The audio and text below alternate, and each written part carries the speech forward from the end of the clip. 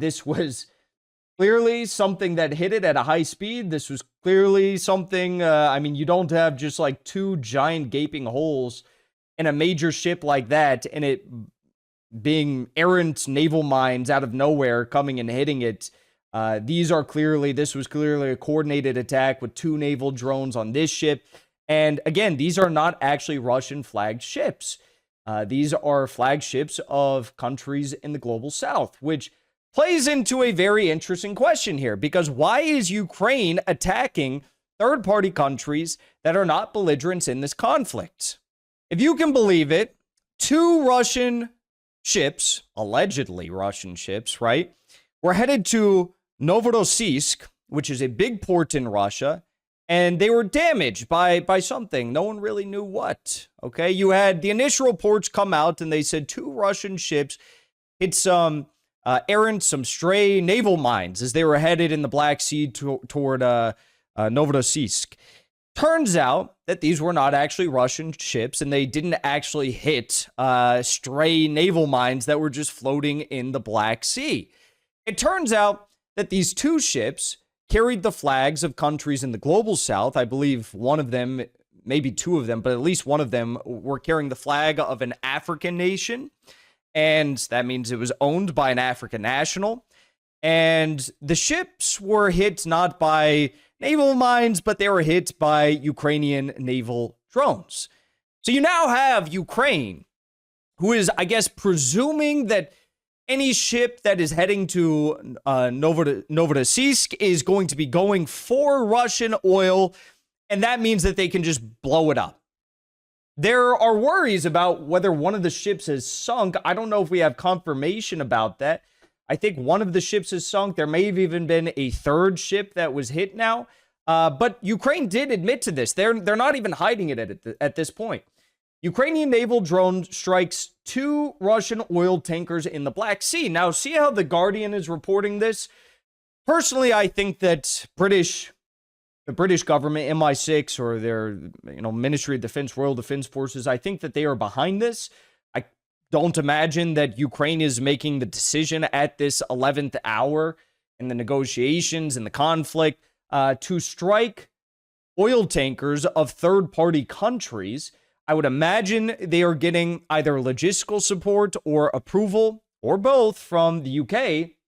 And that's why British media, The Guardian, is now covering for the Ukrainians. And they're saying Ukrainian naval drones strike two Russian oil tankers in the Black Sea.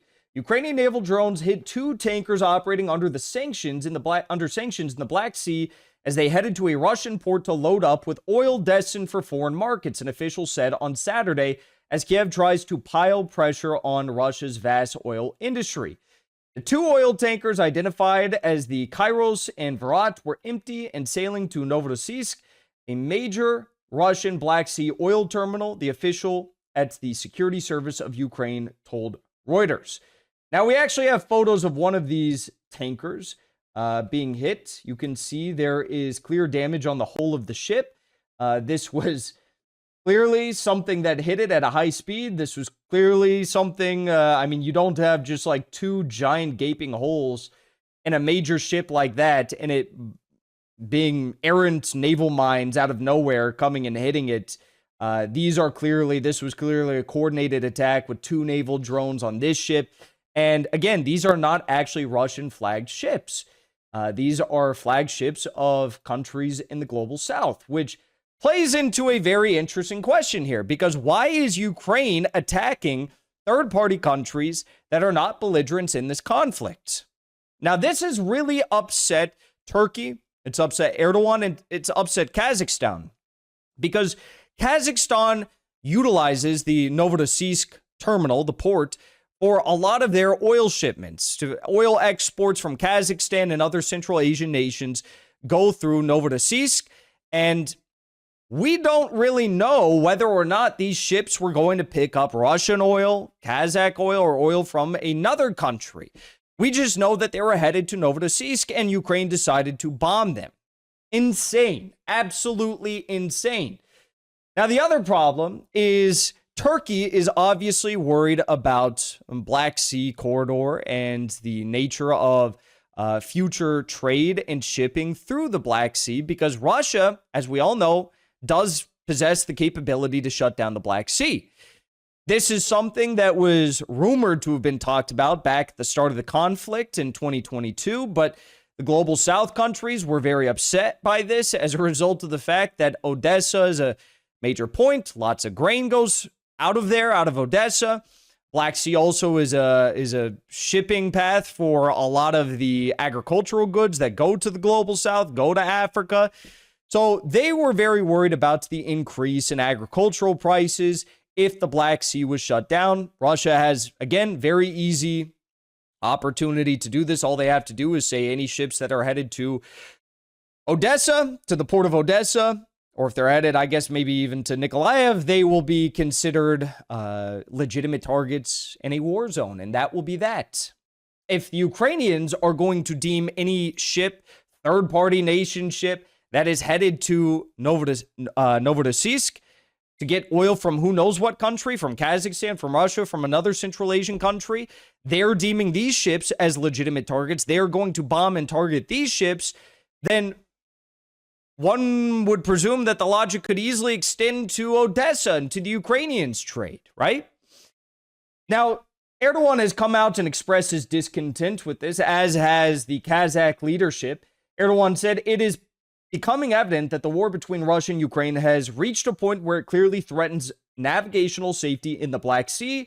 The targeting of commercial vessels in our exclusive economic zone on Friday signals a worrying escalation, and you can bet your ass that behind the scenes there are probably even more harsh condemnations in words that are being shared with Ukrainians and maybe even their counterparts who may have been behind this, presumably the United Kingdom.